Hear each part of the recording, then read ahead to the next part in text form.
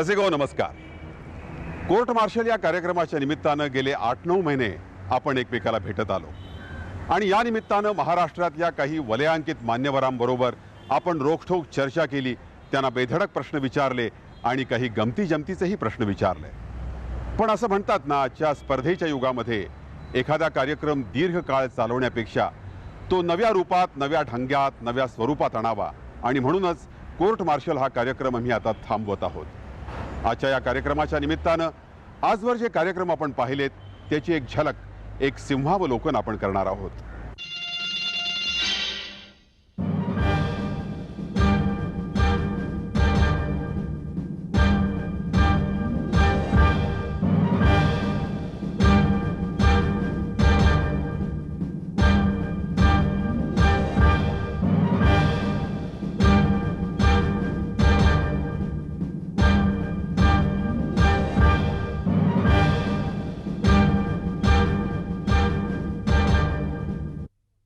नाटक किंवा चित्रपट या विश्वातल्या लोकांना भेटणं, त्यांना काही बेधडक प्रश्न विचारणं हा एक धमाल योग असतो आणि बऱ्याचदा त्यांची मिश्किल उत्तरही मिळतात. निर्माते म्हणून तुमच्यावर एक असा नेहमी आरोप येतो की तुम्ही थोडे माजोरी आहात. तुम्ही ठरलेली रक्कम असेल, देत असेल तरच देता. एक पैसाही कमी करायला नाटकाचा एकूण जेव्हा प्रयोग तुम्हाला द्यायचा असतो एखाद्याला, त्याच्यामध्ये एक पैशाचीही कमी करायला तयार नसता. त्याच्यातलं महत्वाचं असं आहे, माजोरी हा जो भाग आहे ना, हां, तो आमच्या कोकणाचा स्थायी भाव आहे. त्या पाण्यातून, त्या खडकातून, त्या मातीतून आलेला आहे, निसर्गातून आलेला आहे. आम्ही जरी तो किती डावलण्याचा प्रयत्न केला तर तो जाणार नाही, कुठेतरी तो डोकावणार. हे कोकणातील लोकांचं वैशिष्ट्य आहे. कॉलेजमधल्या तरुण पोरींच्या मध्ये प्रचंड क्रेज तुझी आहे, पण त्यांची रिॲक्शन अशी असते की प्रशांतनी बारीक व्हायला पाहिजे. परमेश्वराला माहिती मी केव्हा बारीक होईल. बरं, बारीक किती व्हायचं हे सुद्धा जरा सांगून ठेवा, नाहीतर मग केवढा बारीक झाला असं सुद्धा नको व्हायला. दरवर्षी तुमच्या सुयोग या नाट्यसंस्थेच्या वतीनं तुमचे जे नाटकाचे उत्तम नाटकं जी असतील त्या वर्षीची किंवा गेल्या 2-3 वर्षात गाजत आलेली या नाटकांचे प्रयोग तुम्ही दुबई, मस्कत, अमेरिका वगैरे असे घेऊन जाता. प्रदीप, गेल्या काही वर्षात गुजराती दर वर्षाला 8 नाटकं जर गुजराती जात असतील तर मराठी 1 नाटक तर जायला पाहिजे असं माझं मत आहे. नाटक म्हणून 8 गुजराती नाटकं जातात, 7-8 हिंदी नाटकं जातात, ऑर्केस्ट्रा जातो, तर मराठी नाटक का जाऊ नये. मला असं वाटायला लागलं कधी कधी की का आमच्या नटांनी नेहमीच जळगाव, भुसावळ, लातूर, नांदेड, परभणी असं का करावं. आम्ही पण जाऊ ना थोडं. पणशीकर नाटकातल्या ऍडिशन्स विषयी प्रसिद्ध आहेत असं आम्ही ऐकतो. माझ्याकडे किती असे किस्से आहेत की हे ऍडिशन का झालंय, तुम्हाला कारण सांगितलं तुम्हाला पटेल. दाखले दिल्याशिवाय सुटका नाही. एकदा तुळजापूरला प्रयोग होता, तिथल्या सिनेमा थिएटरमध्ये पहिलाच प्रयोग. किती माणसं तिकीट, ह्याचा काय मॅनेजमेंटला अंदाज नव्हता. बीत 500 तिकीट विकली पहिल्याच दिवशी. आणि ते उस्मानाबाद जिल्ह्यात येतं. तो उस्मानाबाद जिल्ह्यातनं पोलीस ऑफिसमधनं फोन आला संध्याकाळी की आमच्या 3 व्हॅन्स येत आहेत भरून, लोक त्यांना नाटकाला बसवा. आम्ही पोलीसलाही म्हणू शकत नाही. त्या सगळ्या लोकांना बसवल्यामुळे तिकीट काढलेल्या 50 लोकांना तिकिटाचे पैसे परत द्यावे लागले. तो माझ्या मनात प्रचंड राग. कसा व्यक्त करू मी? माझ्याकडे नाटक शेवट दुसरं काही साधन नाही. तिसऱ्या अंकात जज मला विचारतात तुमचं काही सध्या तंबाखूचा भाव काय आहे. इथे माझं उत्तर संहितेत छापलेलं उत्तर आहे, सध्या मी बरेच जे लॉकअपमध्ये आहे, तुरुंगात आहे, त्यामुळे सध्या तंबाखूचा भाव काय मला माहित नाही, असं वाक्य मी नेहमी म्हणायचो. इथे माझ्याबरोबर जो हवालदार उभा होता तो जरा हुशार, चुणचुणीत होता. त्याला एक वाक्य शिकवलं मी, आई तुला विचारतो मी, काय रे सध्या तंबाखूचा भाव काय आणि तू उत्तर दे. आम्ही कोणची गोष्ट विकत घेत नाही. पूर्वीच्या काळी जसे पगारी कलावंत होते नाट्यसंस्थेमध्ये, अशा तऱ्हेचा तुम्ही कधी प्रयत्न केलाय का? ह्या चॅनल्समुळे चटकन प्रत्येकाने वाटतं की आपण मोठ्या कलावंत झालो. बरोबर आहे. म्हणजे पूर्वी जी एक म्हण होती ना, अर्ध्या हळकुंडाने आपण पिवळे झालं म्हणायचं. आता तसं नाही आहे. नुसतं हळकुंडाचा ट्रक जरी बाजूला गेला तरी माणसं पिवळी होतात. कलावंत हा आपल्या कुटुंबाकडं कमालीचं दुर्लक्ष करतो असा आरोप आहे तुम्हा सर्वांचा की मी माझ्या कुटुंबाकडे दुर्लक्ष केलेलं आहे किंवा करतो आहे. एका दृष्टीने म्हणजे वेळ देणं कुटुंबाला, होय, या दृष्टीने जर म्हणाल तर खरं आहे, जेवढा वेळ मी देणं आवश्यक असतं किंवा आवश्यक आहे असं समजलं जाईल तेवढा वेळ मी देऊ शकलेलो नाही. त्याबद्दल मला खूप खेद होतो, खूप वाईट वाटतं, दुःख होतं. हे केवळ तुम्हा लोकांना सुखवण्यासाठी मी म्हणत नाही, मलाही त्याचा आतून त्रास होतो. पण माझ्या असं एक लक्षात आलेलं आहे की ज्या क्षेत्रात मी वावरतो आहे त्या क्षेत्रात वावरताना ह्या क्षेत्रातल्या बहुतेक सर्वांना या दुःखाची सोबत बरोबर घेऊनच आयुष्य काढावं लागतं. रसिकाहो, राजकारणी माणूस म्हटला की तो अत्यंत धूर्त आणि मुरब्बी माणूस असतो. अनेक राजकारण्यांना आम्ही भेटलो आणि त्यांना रोखठोक बेधडक प्रश्न विचारले. त्यांनी त्यांच्या परीने त्यांची खरीखुरी उत्तर देण्याचा प्रयत्न केला. पण अर्थातच राजकारणी जी उत्तरं देतात ती आमच्या कॅमेऱ्यानं बरोबर पकडली आणि ती उत्तरं खरी होती की नाही ते अर्थातच त्यांच्या चेहऱ्याने दाखवलं. तुम्ही असं म्हणालात की दाऊद इब्राहिमला आम्ही अटक करून इथं भारतात आणू. ते मला वाटतं तुम्हाला शक्य झालं नाही तुमच्या कार्यकाळामध्ये. काय कारण असावे की अशा प्रकारच्या गुन्हेगारांना आपण अटक केली पाहिजे, अशा गुन्हेगारीवर अशा प्रकारच्या गुन्हेगारी टोळ्यांना नेस्तनाबूत केलं पाहिजे. आणि या गुन्हेगारी टोळ्यांचं प्रतीक हा दाऊद इब्राहिम होता, त्याच्याही मुष्क्या बांधल्या पाहिजे हे मी सांगितलं. आणि मला या संबंधी सांगायचे की अशा सगळ्या टोळ्यांचा प्रभाव माझ्या काळामध्ये मी मुंबई शहरात कमी केला, पण दाऊद इब्राहिम हा पाकिस्तानच्या आश्रयाला गेलाय म्हणून त्याला आपण इथे धरून आणू शकलो नाही. मध्यंतरीच्या काळामध्ये पोलीस दलाच्या एकूण नेमणुकामध्ये किंवा त्यांच्या बदल्यांच्या संदर्भात एक मिठाई संस्कृती महाराष्ट्र शासन आणू पाहतंय अशा तऱ्हेचे काही आरोप होत राहिले आणि त्याबद्दलचं आम्हाला छगन भुजबळ यांचं उत्तर मात्र ऐकायला मिळालं नाही. तुमचं त्याच्यावर उत्तर काय? हे बघा, एक तर राज्य शकट बदललं की अनेकांच्या बदल्या होत असतात. आपण जर 4-5 वर्ष मागे जर गेलात तर बाळ ठाकरे यांनी असं म्हटलेलं होतं, वर्तमानपत्रात हेडलाईन्स होत्या की आमचं राज्य जरी आलं तरी मंत्रालयात काम करणारे सगळे सचिव जे आहेत हे काम करू देत नाही, कारण ती सगळे शरद पवारांची माणसं आहेत. त्याच्यानंतर तुम्हाला माहिती पडलं असेल, माहिती आहे तुम्हाला, सगळ्या बदल्या झाल्या. तुमचा मतदारसंघ हा कोकणातला आणि मुख्यमंत्री तुम्ही झाल्यानंतर जास्तीत जास्त तुम्ही लक्ष आपलं केंद्रित केलं ते कोकणाकडं, तुमच्या मतदारसंघाकडं. खरं म्हणजे तुम्ही पूर्ण राज्याचे मुख्यमंत्री आहात आणि त्यामुळं विकास, सगळ्यात विकासाचं म्हणजे जास्तीत जास्त पैसे तिथं मंजूर करून घेणं वगैरे अशा तऱ्हेचं तुम्ही काम केलं, कार्य केलं. तर तुम्हाला असं वाटत नाही की एक राज्याचा मुख्यमंत्री म्हणून जेव्हा तुम्ही त्या खुर्चीवर बसता तेव्हा केवळ आपल्या कॉन्स्टिट्युएन्सीकडेच लक्ष देणं योग्य नव्हे? खरं म्हणजे हा आरोप खरा नाही. बाकी दुसरं जे म्हणाल आपण कोकणाच्या विकासाला गती दिली, कोकणाकडे जास्त पैसा वळवला, हे जे म्हणाल हे बरोबर आहे, हे काही चुकीचं नाही आहे. पण आपण म्हणालात तुम्ही राज्याचे मुख्यमंत्री, नुसत्या कोकणाकडेच आपण पाहिलं तसं जे म्हटलं, असं पाहिलं नाही की कोकणामध्ये आतापर्यंत या देशाला स्वातंत्र्य मिळाल्यानंतर काँग्रेसच्या राज्यामध्ये कोकण विकासाच्या बाबतीत मागे राहिला. कोकणामध्ये कुठल्याही प्रकारचा विकास झाला नाही. कोकण गरीब दरिद्री म्हणून कोकण ओळखला जायचा. आज महिला देखील विविध क्षेत्रात आपल्या कार्याचा प्रभाव दाखवताना दिसत आहेत.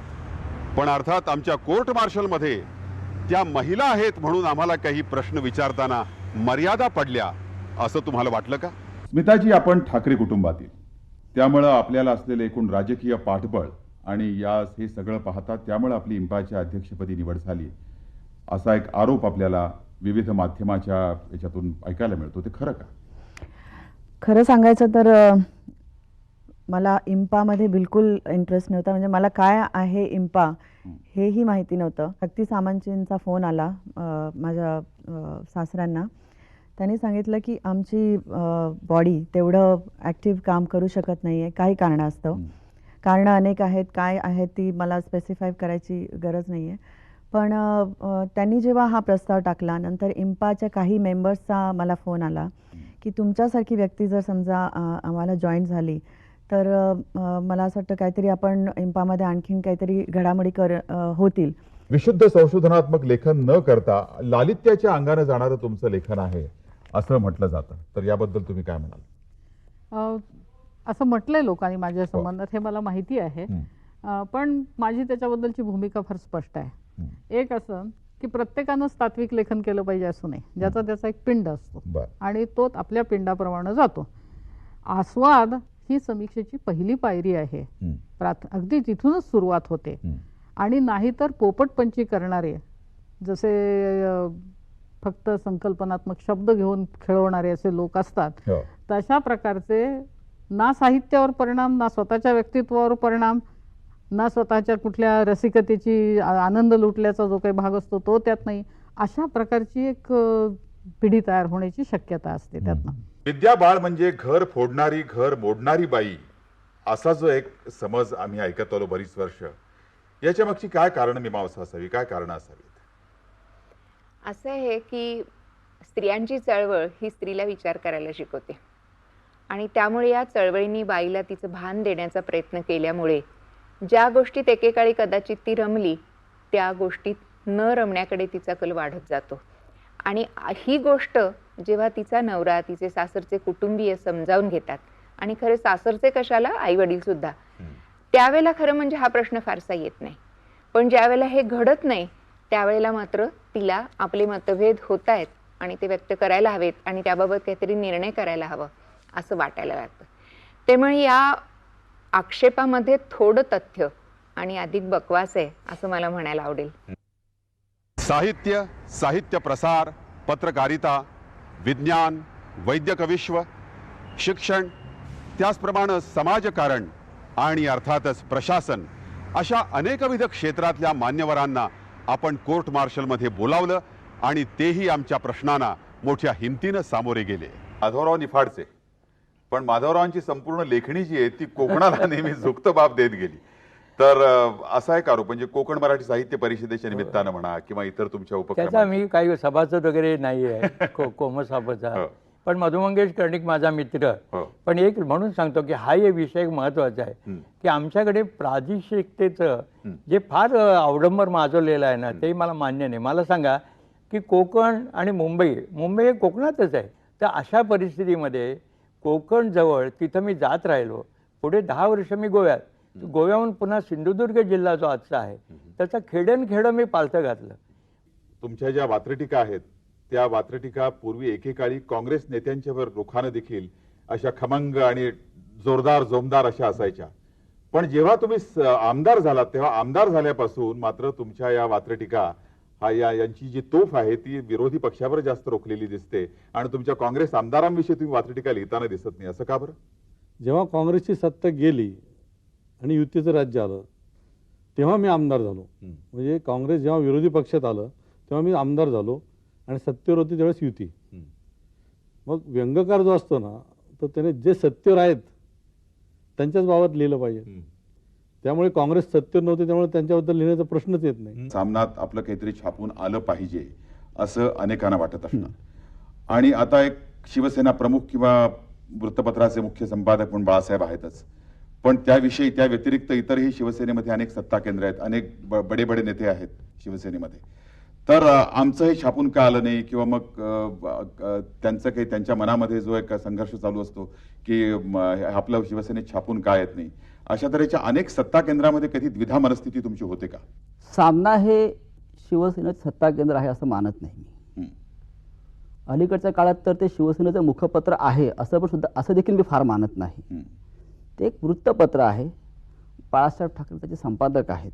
आणि आज तुम्ही पाहाल की या महाराष्ट्रातील नव्हे देशातली अनेक वृत्तपत्र राजकारण्यांच्या मालकीची आहेत, उद्योगपतींच्या मालकीची आहेत. म्हणून ही सर्व दैनिकं ही त्या पक्षाची किंवा त्या नेत्याची मुखपत्र आहेत का? नाही. जर ती वृत्तपत्र असतील तर सामना सुद्धा वृत्तपत्रच आहे. जनसामान्य आणि हे वैज्ञानिक मंडळी ही एकमेकापासून अशी तुटल्यासारखी का झालेली आहेत? मला वाटतं की आपण म्हणतात त्यात थोडंसं तथ्य आहे. तामिळनाडूमध्ये 800 ज्या टॅनरीज होत्या लेदर इंडस्ट्रीच्या त्यातल्या जवळजवळ 400 बंद झाल्या आणि त्या 400 बंद झाल्यावर जवळजवळ 200,000 लोकांच्या नोकऱ्या गेल्या होत्या. आणि त्यावेळी केवळ एका वर्षामध्ये त्यातल्या 278 टॅनरीज आम्ही परत आल्या. नवीन टेक्नॉलॉजी, ग्रीन टेक्नॉलॉजी आपण ज्याला म्हणतो नवीन सुरू केल्या. हे लोकांना माहिती नाहीये. आणि अशा प्रकारे प्रचंड काम CSR आज करत आहे. केमिकल्समध्ये म्हणा, पेट्रोकेमिकल्समध्ये म्हणा, पेट्रोलियम रिफायनिंगमध्ये म्हणा. एवढंच नव्हे तर केवळ देशासाठी असं नव्हे तर आपण आज नवीन ज्ञान तंत्रज्ञान जे विकसित करतो आहोत त्याला परदेशाहून सुद्धा मागण्या आहेत. धर्माधिकारी शेषन, चंद्रशेखर किंवा राव यांच्यासारखे ब्राईट स्पॉट्स ऍडमिनिस्ट्रेशन मधले आपल्या नजरेसमोर असताना तुम्हाला एकदम या तुमच्या कामाची विरक्ती का आली? सेवेमध्ये होतो तेव्हा तिथे अतिशय मनापासून जीव तोडून उत्तम काम केलंच. तिथे मला काम करायचं स्वातंत्र्यही मिळालं. त्या वेळचे ज्या कोणा पुढाऱ्यांशी अथवा वरिष्ठ प्रशासक अधिकाऱ्यांशी संबंध आला त्यांनी मला कामाचं पूर्ण स्वातंत्र्य दिलं. माझा हा सेवेमध्ये यायच्या आधीचा जाणीवपूर्वक निर्णय होता की संपूर्ण आयुष्य शासकीय नोकरीत घालवायचं नाहीये. पेशंट्स म्हणतात, त्यांचे नातेवाईक म्हणतात की डॉक्टर बोलायला एकदम रोखठोक आणि फटकळ आहेत, तुमच्याशी बोलायला लोक घाबरतात. तर हा फटकळपणाचा गुण आला कुठून तुमच्यामध्ये? फटकळपणा कुठे? तुला वाटते का मी फटकळपणा? मी सत्य बोललो तर लोकांना वाईट वाटतं, त्याला मी काय करणार? जर कोणी मला विचारत असेल, सगळ्या लोकांनी त्या पेशंटला सांगितलं की तुझं बायपासच करायला पाहिजे. आपल्याकडे पेशंटला सेकंड, थर्ड, फोर्थ ओपिनियन घ्यायची हौस असते, शॉपिंग करतात ते. सेकंड ओपिनियन हे डॉक्टरने घ्यायचं असतं, पेशंटने घ्यायचं नसतं. पेशंटचा डॉक्टरवर विश्वास पाहिजे. आणि अशा पेशंटला सांगितलं अहो तुमचा जीव जाईल, तर त्याला म्हणते डॉक्टर फटकळ आहेत. मी काय सांगू त्याला की तुझी फ्रेम करून आणि त्याच्यात तुझा फोटो लाव आणि मग मी हार घालतो? तुम्ही एकूण सरकारी धोरणावर खूप टीका करत आलाय. समजा तुम्ही सत्तेवर आलात तर काय भारतात क्रांती घडवून आणाल की काय? मला क्रांती हा शब्द फारसा आवडत नाही. म्हणजे संबंध इतिहासाच्या प्रगतीमध्ये एकदम अशी काहीतरी उलथापालथ होते आणि त्याच्यामुळे सगळे प्रश्न सुटतात, ही डाव्या विचारवंतांनी लोकप्रिय केलेली कल्पना आहे. त्याच्यामध्ये काही वेळा जास्त वेगाने बदल होतो, काही वेळा कमी वेगाने बदल होतो. परंतु क्रांती न घडता काही गोष्टी सर्वसाधारण करण्यासारख्या आहेत त्या अशा की जिथं जाणीवपूर्वक आपण दोष निर्माण केले आहेत, तेवढे दोष निर्माण करणं जरी थांबवलं तरी सुद्धा मला असं वाटतं हिंदुस्थानची प्रगती फार मोठी होईल. MIT सारख्या एका दर्जेदार शिक्षण संस्थेचे तुम्ही संस्थापक आहात. त्या तिथल्या शिक्षणाचा दर्जा आणि त्याचप्रमाणे तिथलं एकूण शिस्त, या दोन्ही गोष्टींच्या विषयी तुम्ही समाधानी आहात का? 1983 साली MIT स्थापन झाले आणि ज्या दिवशी आम्ही आमचं ब्रीद हे विवेकानंदांचं घेतलं आणि त्याचबरोबर ज्ञानेश्वरांचं अधिष्ठान घेतलं, तेव्हापासूनची वाटचाल जर पाहिली तर मला विशेष समाधान असं आहे की एक मी साधा शिक्षक इंजिनिअरिंग कॉलेजमधला आणि त्याच्या जीवनामध्ये या दोन माध्यमामधून विश्वशांती केंद्राची स्थापना व्हावी. पण त्याच्याही पेक्षा आमच्या मुलांच्या मध्ये गेल्या 18 वर्षामध्ये MIT संस्थेवर साधा विषय सिगरेट ओढली गेलेली नाही. शिक्षकापासून संस्थेच्या परिसरामध्ये इव्हन बाहेर सुद्धा आमचे जे विद्यार्थी कोणी असतील त्यांच्या मनावर हा संस्कार घडवू शकलो. भारतामध्ये क्रीडा क्षेत्र म्हटलं की आपली धाव फक्त क्रिकेट पर्यंतच असते. पण आपल्या भारतातला जो जुना सर्वमान्य खेळ कबड्डी, त्या कबड्डी पासून ते क्रिकेट पर्यंत अनेक नव्या जुन्या मान्यवरांशी आपण बोललो. कबड्डी या खेळाला अजून ऑलिम्पिक पर्यंत आपली मजल गेलेली नाही, याची कारण काय असावीत? ऑलिम्पिकमध्ये एखाद्या खेळाचा जेव्हा भाग येतो तेव्हा बऱ्याच कंट्रीजमध्ये हा खेळ मान्यता पाहायला पाहिजे. आत्ताच तुम्हाला मी म्हणालो काही गोष्टीचा फॉलोअप व्हायला पाहिजे. 10 राष्ट्र जपान ही सुद्धा एक गमतीची गोष्ट आहे की जेव्हा मेयरचं तिथलं माझ्या कॉरेस्पॉन्डंट मधनं किंवा पत्रव्यवहारातनं उत्तर आलं की ताबडतोब तुम्ही भेट द्या म्हणून, तेव्हा ते पत्र देऊन शरदरावांच्याकडे गेलो तेव्हा त्यांच्या नेहमीच्या स्टाईलमध्ये म्हणजे मिश्किल हसणं, हे हसले आणि म्हणाले ठीक आहे, म्हणजे जपानने यांना निमंत्रण दिलंय, म्हणजे काय आपलं पाठवायचं पत्र म्हणून पाठवलं असं त्यांना म्हणायचं होतं. हे मी हेरलं त्यांच्या चेहऱ्यावर. मी म्हटलं मला काय पाहिजे ते म्हणलं, आम्ही काय थांबणार नाही, आम्ही जाणार पुढे. 96 ते 96 या कालावधीमध्ये जेव्हा तुम्ही कोच आणि कॅप्टन व्यवस्थापक म्हणून होता भारतीय क्रिकेट संघाचे, त्या दरम्यान ही या सगळ्या बेटिंगची चर्चा जगभर सुरू झालेली होती आणि या चर्चेच्या अनुषंगानं तुम्ही व्यवस्थापक म्हणून आणि कोच म्हणून भारतीय क्रिकेट संघाच्या इतके जवळ होता. मात्र त्या दरम्यान आपल्या देशावरची एक निष्ठा वगैरे पाहतात, त्या दरम्यान तुमच्याकडून आम्हाला असं काही वक्तव्य या संदर्भात कुठेही बाहेर वृत्तपत्रातून म्हणा, पत्रकारांच्या माध्यमातून म्हणा, हे ऐकायला मिळालं नाही. आम्ही सगळ्यात जास्तीत जास्त सिरीज जिंकल्या. म्हणजे मला वाटतं की 21 टेस्ट सिरीज वगैरे होत्या, त्यातल्या मला वाटतं आम्ही जवळ 14 का 15 जास्ती जिंकल्या सिरीज वगैरे किंवा मॅचेस जिंकल्या असेल कदाचित. वन डे पण तसेच आम्ही जिंकल्या बऱ्याचशा वेळा. आणि जेव्हा आम्ही जिंकतो त्यामुळे नॅचरली आम्हाला नाही वाटत की आमचा संघ कुठेतरी बेटिंग वगैरे करत असेल. मी ज्या प्रकारे क्रिकेट खेळलो लहानपणापासून की आमच्या जसं क्रिकेट होतं त्यावेळेस असं कधी डोक्यात पण कधी आलं नाही की कोणी आपण अशा तऱ्हेचं कधी बेटिंग वगैरे होऊ शकतं वगैरे.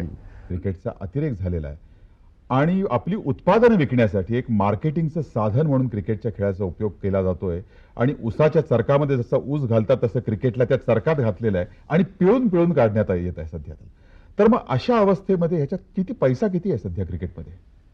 अमाप आहे, अमाप पैसा आहे, अमाप पैसा आहे. म्हणजे हा क्रिकेट काय झालं की हा धंदा झालाय. बर, क्रिकेट हाच धंदा झालेला आहे स्पष्टपणे. आणि धंदा झाल्यानंतर मूलभूत तत्वाविषयी शक्यतो बोलू नये. मग तो धंदाच राहत नाही. धंद्याची व्याख्याच अशी आहे की मी कसा पैसा कमवायचा ही माझी पद्धत आहे, तुम्ही कसा पैसा कमवायचा ही तुमची पद्धत आहे, म्हणूनच तो धंदा आहे. मग त्यात मूलभूत तत्व येत नाही, त्यांनी बोलवू नयेत, त्या बोलण्यामध्ये काही फायदा नसतो. बाबासाहेब पुरंदरे, शिवाजीराव भोसले यासारखी वयाची 75 ओलांडलेली, ऋषितुल्य असणारी आणि महाराष्ट्रातील सर्वांना प्रिय असणारी माणसं देखील मोठ्या प्रेमानं कोर्ट मार्शलमध्ये आली. आणि अर्थातच कोर्ट मार्शल या शीर्षकाला न घाबरता त्यांनी आमच्या कार्यक्रमामध्ये अनेक प्रश्नांना रोखठोक उत्तरं दिली. सध्याच्या एकूण स्फोटक वातावरणामध्ये म्हणजे महायुद्धाचे ढग आपल्या डोक्यावर आहेत असं म्हटलं जातं. तर या संपूर्ण अशा वातावरणामध्ये शिवरायांच्या एकूण जीवनापासून काय स्फूर्ती घेतली पाहिजे? त्या काळात शिवाजी महाराजांनी आणि महाराजांच्या बरोबरच्या लोकांनी काय भावना आणि कृती केलेली होती, कोणती भावना ठेवली होती, याचा आपण विचार करावा. की मोगल ज्यावेळेला आले त्याचं एक उदाहरण आहे, रोख ठोक उदाहरण एकच आहे. खरं शिवचरित्र काढायचं असेल ना तर महाराजांच्या मृत्यूनंतरचा इतिहास पाहावा.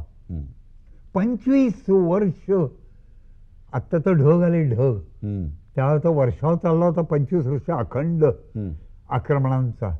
आग ओकली जात होती गावागावावरती आणि किल्ल्या किल्ल्यावरती महाराष्ट्रातल्या, आणि 25 वर्ष मोगलांच्या विरुद्ध महाराष्ट्र झुंजला. दूरचित्र वाहिनी आहे सारखी माध्यमं जी आहेत ती आपल्या समूहावर फेर धरून नाचत आहेत. आणि मला कित्येक घरातून असं पाहायला मिळतं की पालक देखील जीवाचा आकांत करून त्या मालिका बघतायत. त्यामुळे कुटुंबामध्ये संवाद देखील राहिलेला नाही, विचार दारिद्र्य येणारच. या सगळ्याला जबाबदार कोण आहे असं तुम्हाला वाटतं? काय असं आहे, अनेक घटक असू शकतील, पण पालक थोडे संयमी आणि विवेकी व्हावेत अशी अपेक्षा आहे. कारण ते पालक आहेत, त्यांनी पालन केलं पाहिजे. पालकांच्या सवयी आणि मनोधर्म मुलांच्या मध्ये संक्रमित होतात. आता पालकांनी आरंभापासूनच मुलांना हे वळण लावलं की महत्त्वाचे कार्यक्रम अगत्यपूर्वक पाहावेत आणि काही कार्यक्रम नाही पाहिले तरी नुकसान होणार नाही, त्याऐवजी अभ्यास करावा. म्हणजे पाहण्याचं वळण स्वतःला लावून घेणं आणि मुलांना लावणं हे काम पालकांचंच आहे. कोर्ट मार्शल हा कार्यक्रम सुरू झाला तेव्हा प्रथमतः त्याचे निर्माते होते श्रीयुत दीपक शेडगे. पण तुम्हाला माहितीच आहे की निर्मितीच्या प्रक्रियेमध्ये कालांतरानं बदल परिवर्तन हे यायलाच हवं, आणि म्हणूनच त्यांच्यानंतर ही जबाबदारी निर्माते जयू भाटकर यांच्याकडे सोपवण्यात आली. कोर्ट मार्शल या कार्यक्रमाची जबाबदारी आमच्या मुंबई दूरदर्शन केंद्राचे केंद्र संचालक मुकेश शर्मा यांनी ज्यावेळी माझ्यावर सोपवली त्यावेळी अर्थातच आनंद झाला. कारण एका नव्या विषयाला नव्या पद्धतीने सादर करण्याचा तो एक आनंद होता. आम्ही वेगवेगळ्या क्षेत्रातील म्हणजे साहित्य, राजकारण, नाटक आणि वेगवेगळ्या कला या वेगवेगळ्या क्षेत्रातली वेगवेगळी माणसं एका विशिष्ट पैलूसाठी वादग्रस्त ठरलेली होती. त्या वादग्रस्त ठरलेल्या पैलूवरच वेगवेगळ्या पद्धतीने प्रकाश टाकून त्या व्यक्तीचं कोर्ट मार्शल करायचं अशी त्यामागची आमच्या डायरेक्टरांची संकल्पना होती. कोर्ट मार्शल कार्यक्रमामध्ये वेगवेगळ्या क्षेत्रातल्या आणि विशेष करून ज्यांच्या जीवनामध्ये एक वादग्रस्त व्यक्तिमत्व म्हणून ज्यांचा उल्लेख समाजामध्ये झालेला आहे अशा लोकांना आणावं. हलके-फुलके प्रश्न एक प्रसारभारतीचं माध्यम एक चांगली चौकट डोळ्यासमोर ठेवून हा कार्यक्रम करावा या उद्देशानं केंद्र संचालक मुकेश शर्मानी हा कार्यक्रम सुरू केला होता.